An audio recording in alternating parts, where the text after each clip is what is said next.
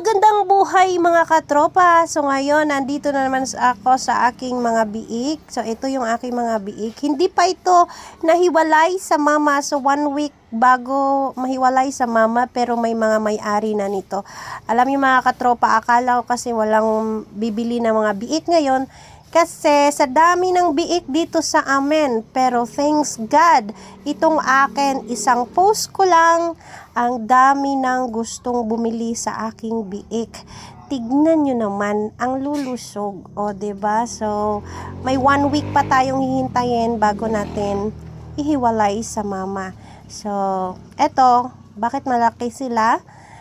5 lang sila. So, bali, paglabas nila malalaki na talaga sila. Tapos syempre maraming didi, so maraming didi, konti ang biik, so malaki talaga sila. So ito siya, babae itong binubuhat ko. So maganda siyang anuhin, tawag nito, gawing inahin. Kaso lang, baka nagtaka kayo, 5 lang yung anak ng aking inahin. Kasi isang dahilan din po niyan ay yung pagpapakasta namin ay parang hindi siya masyadong hit. Kasi kung sa Bisaya pa, tinatawag namin na lapasan. Kumbaga, huli na kami. Dapat yung talagang landi siya, nahuli na kami kasi nga na-busy kami nung time na yon. So hindi namin napakastahan nung araw na yon. So kinabukasan na, so masyadong na siya, pumapalag na siya minsan, hindi kagaya nung hit na hit talaga yung inahin. Malalaman natin yan kasi hindi na talaga yan gagalaw.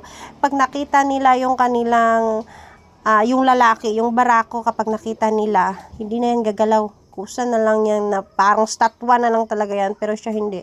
So ibig sabihin hindi siya masyadong hit nung time na yon kasi minsan pumipiglas pa siya. So ito mga katropa, kinukuha ko yung mga biik, tapos nilalagay ko dun sa box kasi papaliguan ko. Then after paligo ng inahin, tsaka yung paglinis ko, ayan, pinakain ko sila.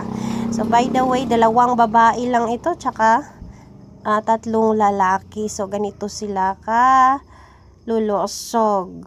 So ayan, thanks God, ubos na ito. Kukunin na lang to after 1 week. Kukunin na lang sila. Maraming kukuha sana, kaso ayan lang, 5 lang sila eh. Maraming nagkagusto sa aking mga biik. Tignan nyo naman, mga pitrin talaga sila, batik-batik kung baga. Pero napaka saya ko kasi even though 5 lang sila, so paldo din naman sa presyo.